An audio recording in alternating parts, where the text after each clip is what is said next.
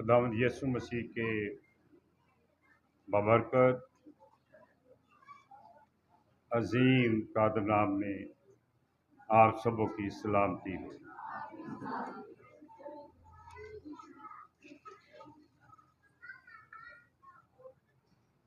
खुदा का कलाम शहद से मीठा और कुंदन से कीमती है। खुदावंद हमारे साथ प्यार करता है। वो किसी गुनहगार की हलाकत नहीं चाहता, बल्कि ये चाहता है कि हर गुनहगार की नौबत तौबा तक पहुंचे। आज का जो अनवान है, टॉपिक है,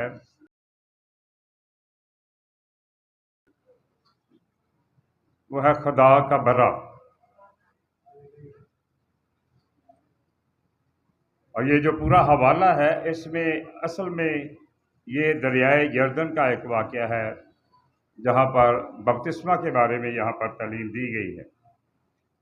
और वहाँ पर ही खुदा के बंदा यूहन्ना ने कहा, देखो ये खुदा का बरा जो दुनिया जहान के गुनाह उठा ले जाता है।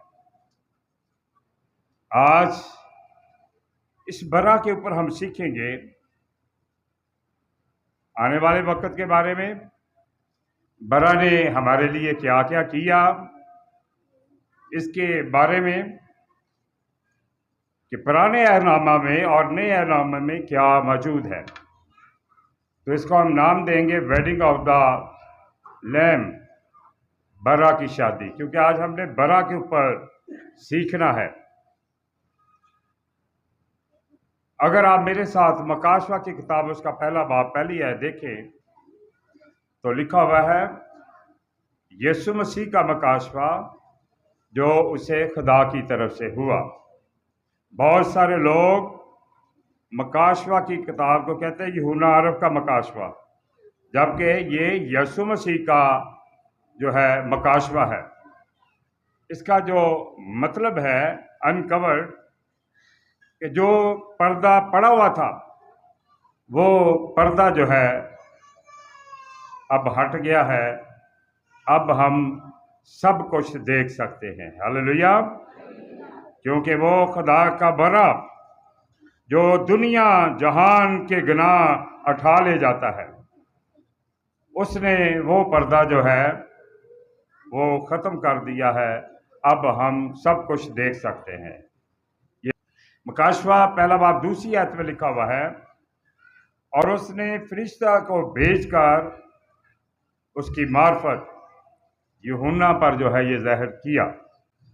यूहन्ना के ऊपर ये मकाशवा उतरा था, और ये मकाशवा यीशु मसीह का है, जिसका लफ्ज़ी मतलब भेद है, भेद की बातें।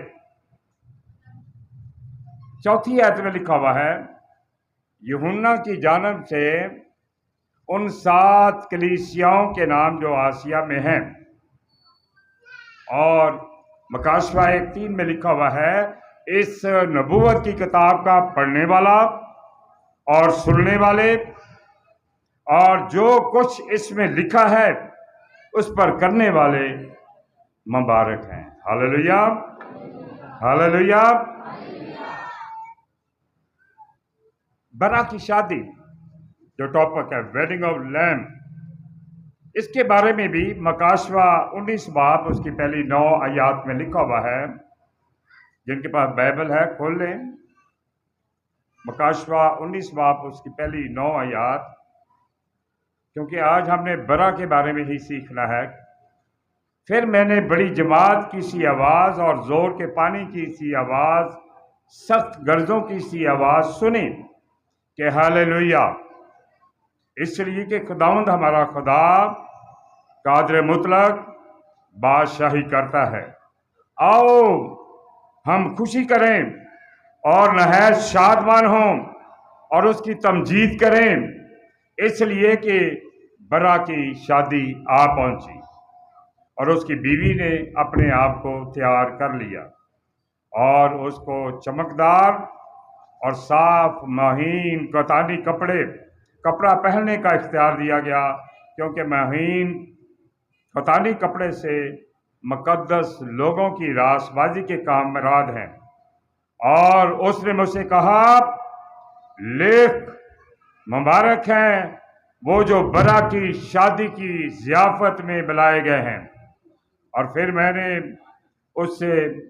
उसने मुझसे कहा कि ये खुदा की सच्ची बातें हैं। हालेलुया। आज हम बरा के बारे में सीख रहे हैं। बरा की बीवी कौन है? तू बताएगा बरा की बीवी कौन है?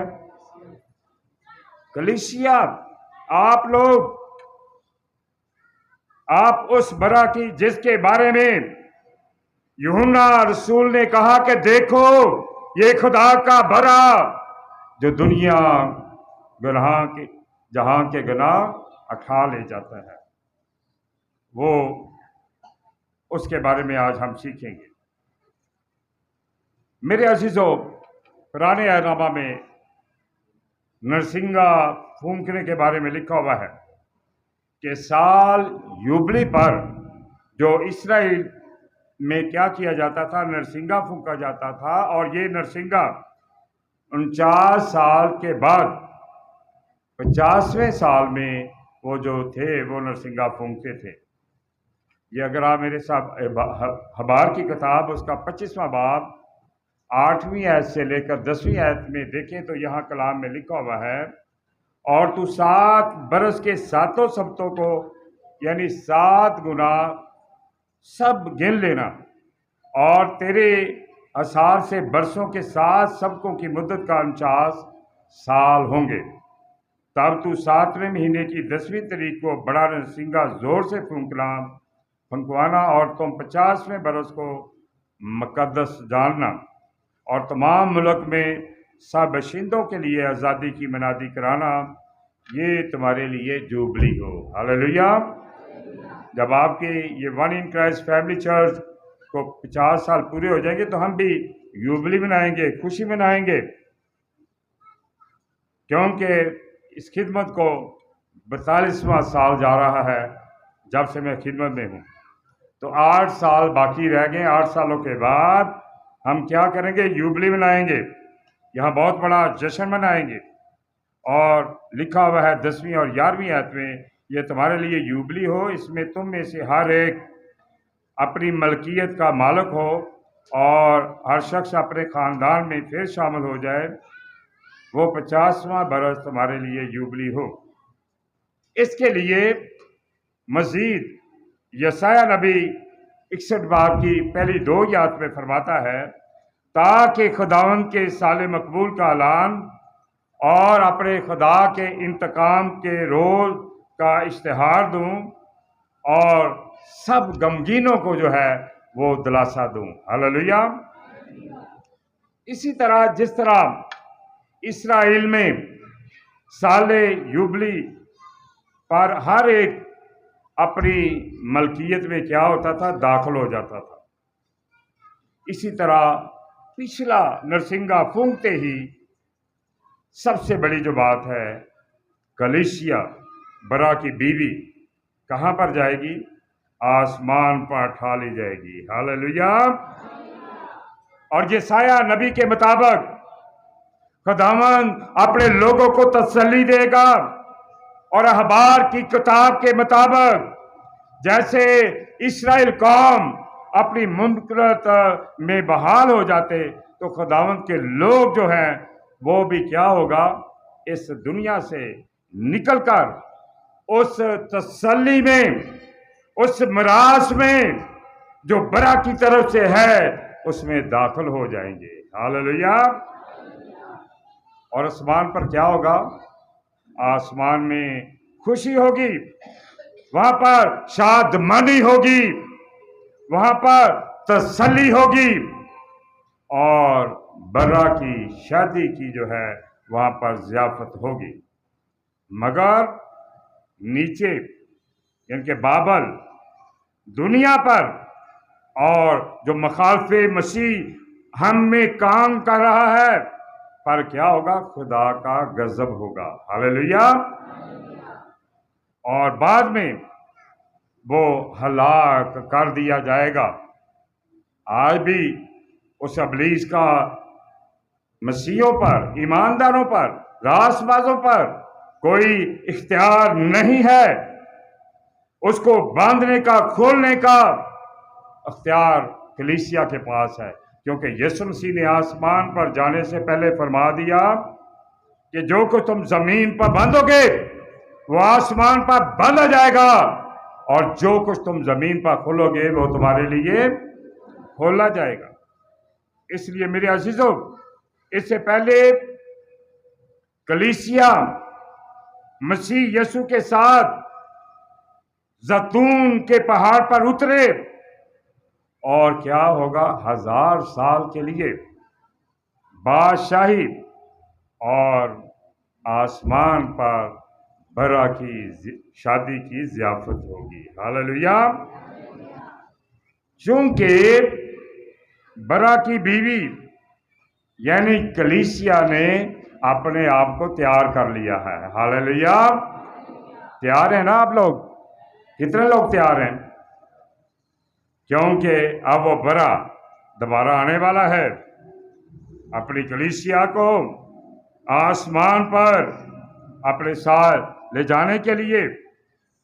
इसलिए कलीसिया ने अपने आप को तैयार कर लिया है। अगर तैयार नहीं हुए तो क्या कर लें? अपने आप को तैयार कर लें, क्योंकि कलीसिया आसमान पर ठाई गई और ज़ियाफत में, शादी की ज़ियाफत में शरीक होगी। पुराने अहदनामा में क्या होता था? 2 रस्में होती थी। कितनी रस्में होती थी शादी में? आज भी वही 2 रस्में चल रही हैं। पहले क्या होता है, रिश्ता वगैरह हो जाए तो पहले मंगनी की जाती है। पहले क्या किया जाता है?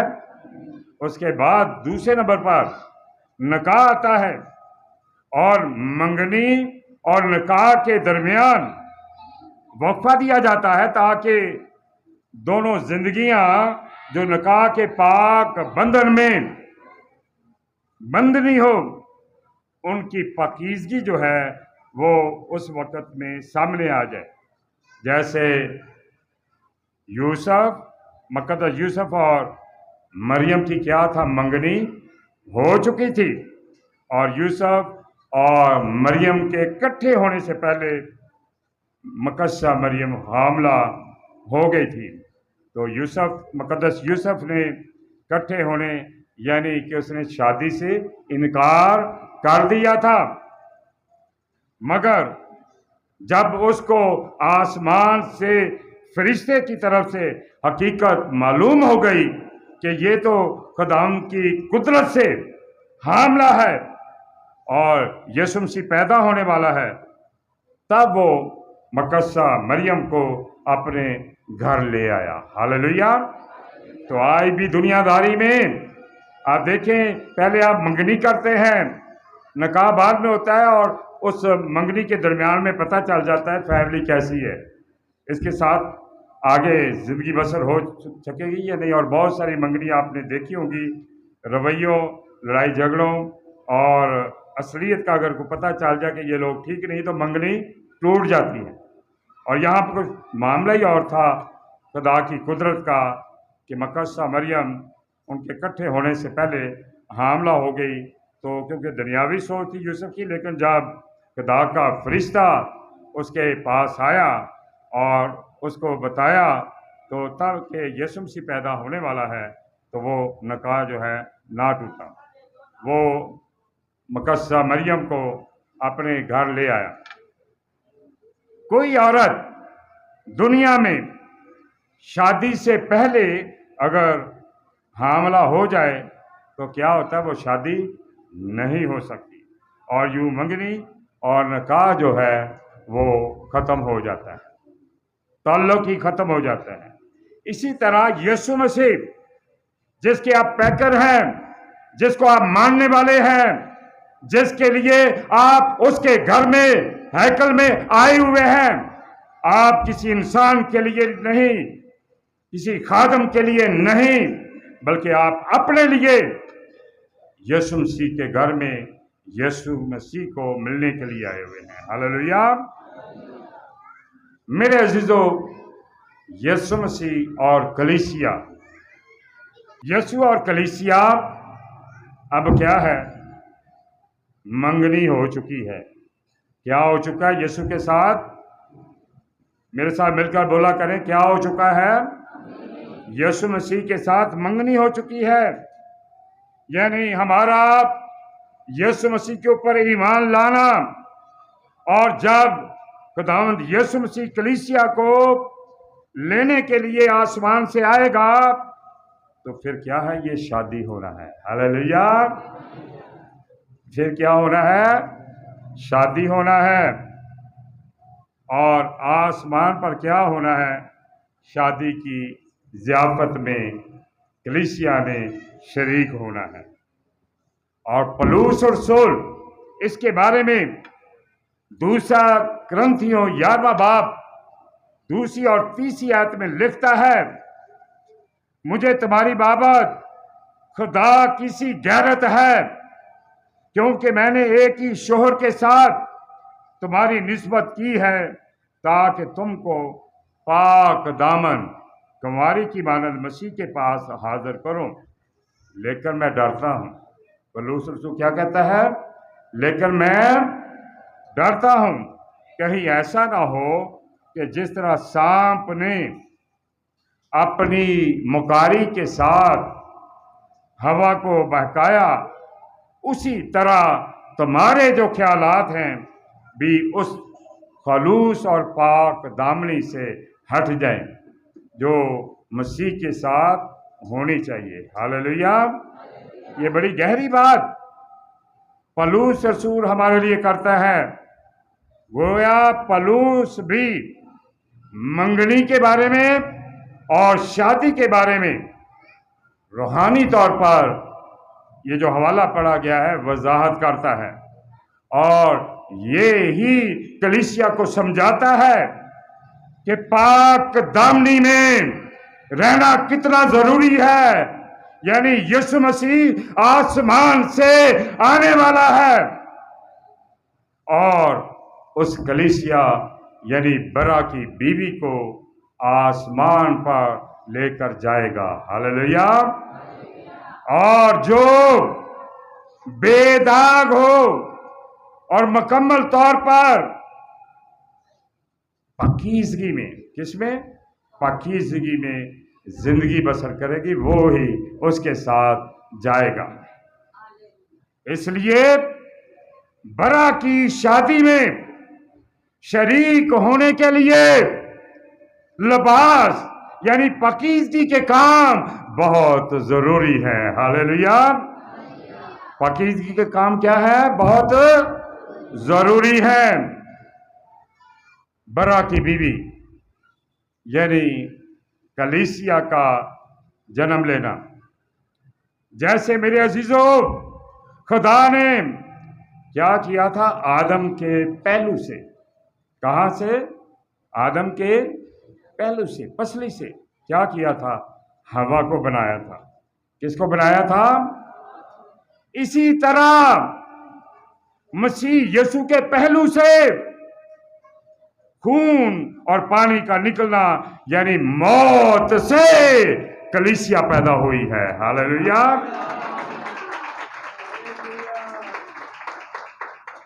आदम के लिए हवा को बनाना, खुदा का मंसूबा देखें।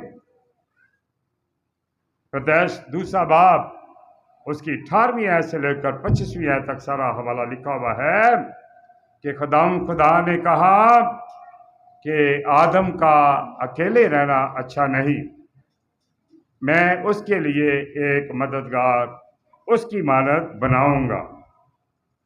बहुत सारे लोग कहते हैं कि जी औरत जो है वो पाँव की जूती होती है। गलत है ना तालीम। जबकि खुदा ने देखा कि आदम का अकेला रहना अच्छा नहीं है, मैं उसके लिए उसकी मानद एक मददगार बनाऊंगा। हालेलुया। कितनी बड़ी ये बात है।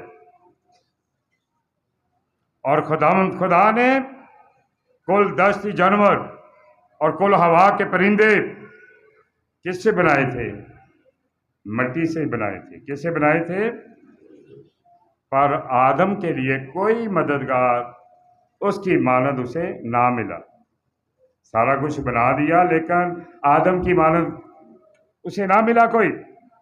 और खुदा ने उस वक़्त आदम के ऊपर गहरी नींद भेजी और वो सो गया। और उसने क्या किया, उसने उसकी पसलियों में से क्या किया, पसलियों में से एक पसली को निकाल लिया और उसकी जगह क्या किया, खुदा ने गोश्त भर दिया। हालेलुया। और खुदा ने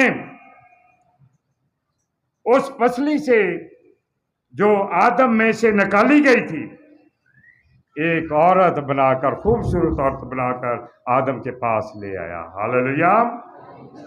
और आदम ने क्या कहा, ये तो अब मेरी हड्डियों में से हड्डी और मेरे गोश्त में से, इसलिए वो नारी कहलाएगी क्योंकि वो नर से निकाली गई।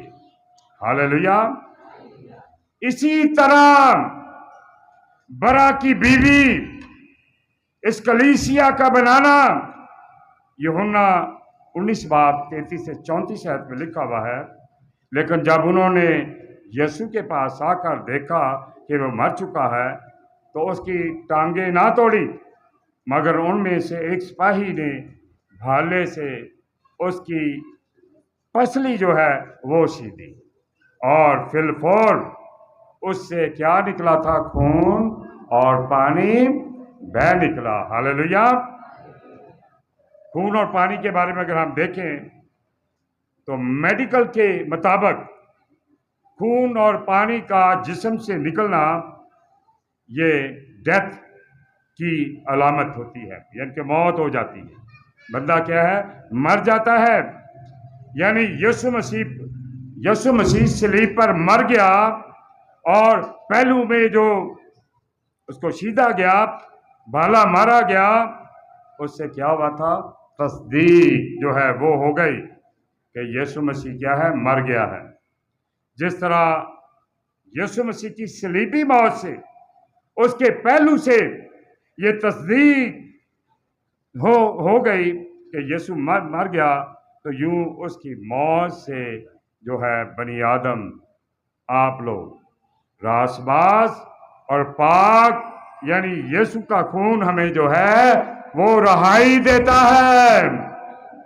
आज क्योंकि महीने का पहला संडे है, इसमें भी आप यीशु मसीह के बदन और खून में क्या है, शामिल होंगे। इसी ईमान के साथ होते हैं क्योंकि यीशु मसीह ने आसमान पर जाने से पहले अपने शागिर्दों के साथ शायरबानी की थी और कहा था कि मेरे जाने के बाद यादगिरी के तौर पर इसी ऐसे ही किया करो। इसलिए आप जब शामिल होते हैं तो यीशु मसीह के खून को, उसके बदन को आप अपने अंदर लेते हैं। हालेलुया। यीशु मसीह का खून हमें रहाई देता है। गोया यीशु मसीह की मौत से पाक आदम ने, यानी कलीसिया ने, बरा की बीवी ने जन्म लिया है। हालेलुया। और यीशु मसीह पर ईमान लाना ही उसके साथ एक होना है। यीशु मसीह के ऊपर ईमान लाना क्या है, उसके साथ एक होना है। बरा की शादी, और शादी से मुराद जो है एक होना ही होता है। शादी से मुराद क्या लेते हैं हम लोग, शादी से मुराद क्या है जी, एक होना ना। जब निकाह किया जाता है तो क्या कहा जाता है कि आज से तुम दो जिस्म नहीं बल्कि एक जिस्म हो गए, एक जान हो गए। बल्कि इस कलाम पर हाथ रखे जाते हैं, लेकिन शादी के बाद वो भूल जाते हैं कि हमने खुदा के साथ अहद किया हुआ था, अपनी बीवी के साथ, खामन ने बीवी के साथ, बीवी ने खामन के साथ। और क्या किया कहा जाता है, मरते दम तक, जितनी देर तक दोनों में से किसी का दम ना निकल जाए, वो क्या है, एक जिस्म है, एक जान है। और शादी से मुराद एक होना ही जो है ये शादी है। और मंगनी का जो मतलब होता है वो वादा, और निकाह यानी वेडिंग का मतलब है टू ज्वाइन, एक होना जो है होता है। तो इस वक्त कलीसिया यीशु मसीह के साथ क्या है? यीशु मसीह के साथ क्या है? टू ज्वाइन, एक है या नहीं? जब हम एक नहीं रहेंगे उसके साथ, फिर तकलीफों में रहेंगे, बीमारियों में रहेंगे, दुखों में रहेंगे, घर में लड़ाई झगड़ा होगा, बच्चों में नातफाकियां होंगी। अगर यीशु मसीह के साथ टू ज्वाइन, शादी का मतलब बरा की शादी, उसकी शादी में आप लोग ही शामिल हैं, उसके साथ आपने क्या करना है? एक होना है। इसलिए मुकद्दसीन और यीशु का एक होना ही जो है वो शादी कहलाता है। हालेलुया। और मर्द और औरत की इस इस्लाह से, इस युगांगत से, ये सलाह लेकर रूहानी युगांगत यानी मसीह यीशु और कलीसिया का एक होना जो है वो मुराद लिया गया है। हालेलुया। पौलुस रसूल इसके बारे में कहता है, पहला कुरिन्थियों 15वां बाब 3 और 4 आयत में, चनाचे मैंने सबसे पहले तुमको वही बात पहुंचा दी। ये गौर से सुना करें कि कलाम क्या हो रहा है और क्या कह रहा है। जो मुझे पहुंची थी, वो कह रहा है जो मुझे पहुंची थी वही बात मैं आपको पहुंचा रहा हूं कि मसीह यीशु किताब मुकद्दस के मुताबिक हमारे गुनाहों के लिए वो हुआ, दफन हुआ और तीसरे दिन इस किताब मुकद्दस के मुताबिक वो जी उठा है। हालेलुया। ये बहुत बड़ी खबर कौन दे रहा है? पौलुस रसूल। और रोमियों का खत उसका 10वां बाब उसकी 9वीं और 10वीं आयत, 11वां बाब 10वां बाब 9वीं से 11वीं आयत तक, कि अगर तुम अपनी इस जबान से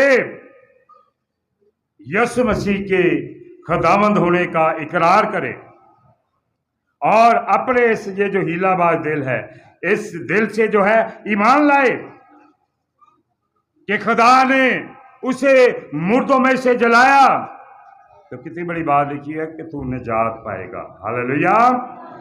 क्या करेगा? निजात कैसी? ये पैसों से नहीं मिलती, करोड़ों रुपया अरबों भी आपके पास हो।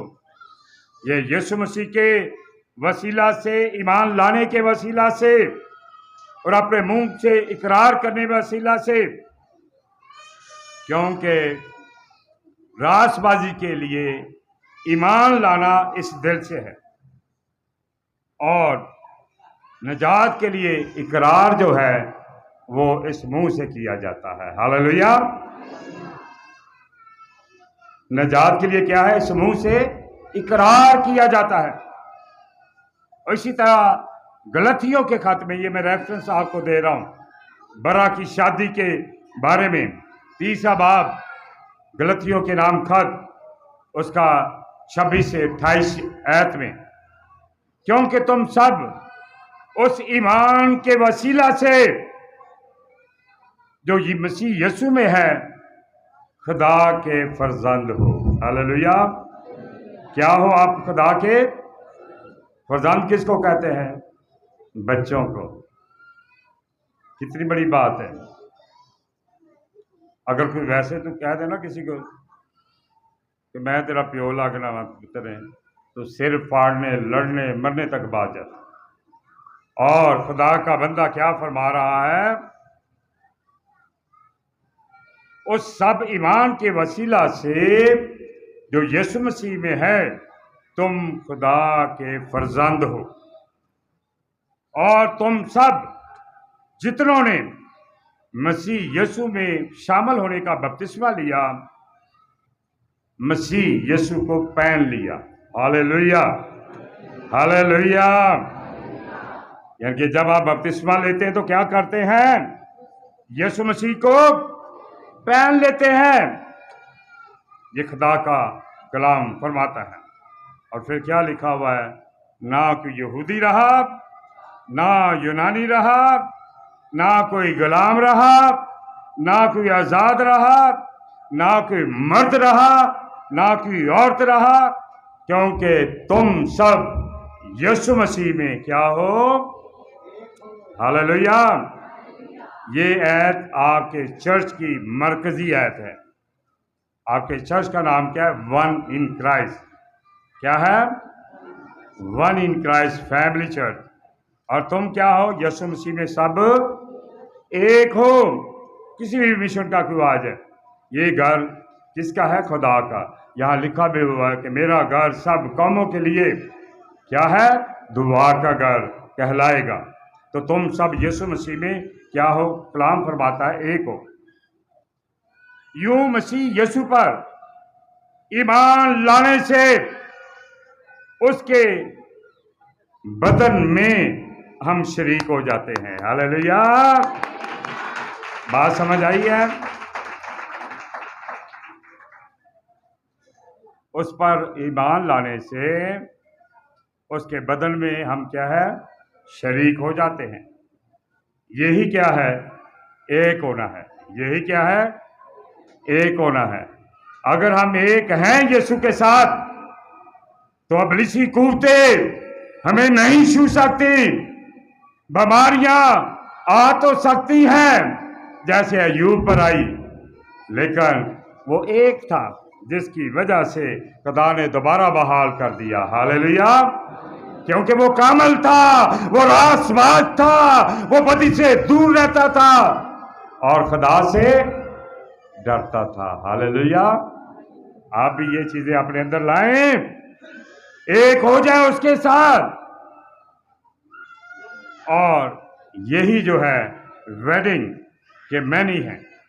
इस रिश्ते से एक होना यानी रूहानी जगान को तो जो है यहाँ पर बयान जो है वो किया गया है, जो खुदा के लोगों ने कहा।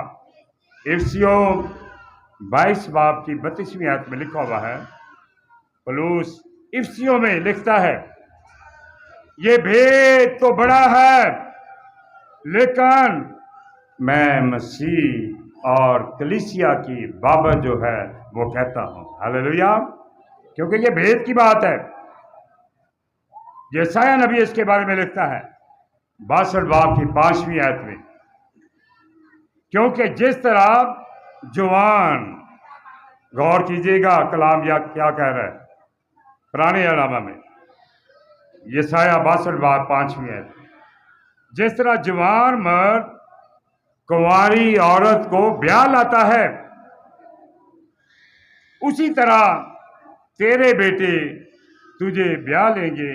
और जिस तरह दूल्हा दुल्हन में राहत पाता है, उसी तरह तेरा खुदा तुझ में मसरूर होगा। हालेलुया।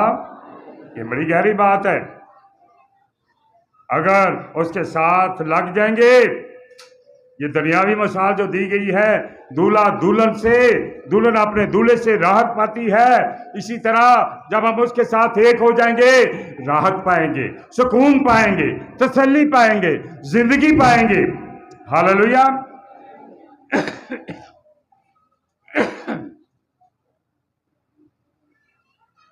बरा की बीवी का लिबास। बरा की बीवी कौन है? कलीसिया, हम। उसके बारे में लिखा हुआ है खुदा के कलाम में, गलतियों 5 बाब 22 और 23वीं आयत में। बरा की जो बीवी है ना, हम कलीसिया, लिबास जो है ना, लिबास, ये रासबाजी के काम है। हालेलुया। क्या है? रासबाजी के क्या काम है? अपने से दूसरे को बेहतर समझना।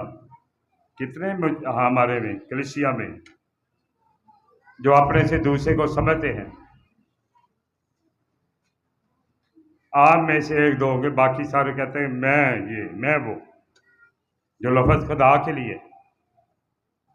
अपने से दूसरे को बेहतर समझो, यकसा मोहब्बत रखो, एक जान होकर रहो। यीशु मसीह जबकि बेटा था, उसने अपने आप को अंदर से खाली कर दिया, इंसानों के मशाबा हो गया, पस कर दिया। और कलाम फरमाता है कि खुदा ने भी उसे बहुत सर बुलंद कर दिया। हालेलुया। उसे वो नाम बख्शा गया जो सब नामों से आला नाम, बादशाहों का बादशाह, खुदावंदों का खुदावंद। हालेलुया। रूह के फल क्या हैं? इधर लिखे भी होंगे, यहाँ लिखे हुए हैं आपके चर्च में, लेकिन आप लोग गौर नहीं करते। रूह के फल, रूह का फल है मोहब्बत, रूह का फल खुशी, बच्चों को याद होंगे। रूह का फल है इत्मीनान, रूह का फल है मेहरबानी, रूह का फल है नेकी, रूह का फल है ईमानदारी, रूह का फल है हिलम, और रूह का फल है प्रेजगारी। हालेलुया। ये जो रूह के फल हैं तकरीबन 9 हैं। इनमें से कितने फल हमारे अंदर हैं जिनके मुताबिक हम अमल करते हैं? हम में से किसी के अंदर ये रूह के फल होंगे ही नहीं। तो जब रूह के फल ही अंदर नहीं है, हम अलग हैं उससे, साथ नहीं लगे हुए, तो बरकत पाएंगे? पैसे रुपए पर बरकत होगी, पैसा आता भी बड़ा घर पर, कमाई भी होती है, लेकिन वो अबलीस उड़ा ले जाता है। क्यों? रूह के फल घरों में नहीं है, हमारी जिंदगियों में नहीं है। गज़लों गिला की जो किताब है बड़ी ज़बरदस्त, उसमें भी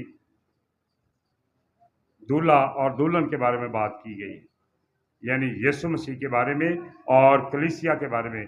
गज़लों गिला 4 बाब 11 से 15वीं आयत में लिखा हुआ है। सुलेमान गज़लों गिलात में कलीसिया के लिबास यानी पाकीज़गी के बारे में सुलेमान नबी बताता है। हालेलुया। क्या बताता है? तेरी पोशाक की खुशबू लबनान की सी है। हालेलुया। मेरी प्यारी जोजा एक मुकफल बागीचा है, तेरे बाग के पौधे लजीज मेवादार जो है अनार हैं। यहाँ पर दुल्हन और दूल्हे के बारे में, यानी कि बरा और बरा की बीवी के बारे में यहाँ बात की जा रही है। दाऊद नबी भी कलीसिया के लिबास पर लिखता है, ज़बूर 45 9वीं आयत के 14वीं आयत तक, जब बेटे बेटे की शादी हो तो अक्सर पादरी ये गीत गाते हैं,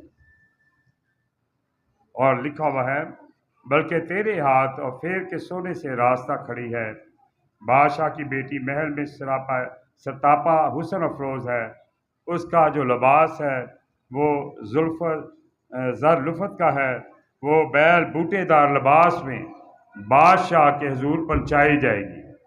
बादशाह कौन है?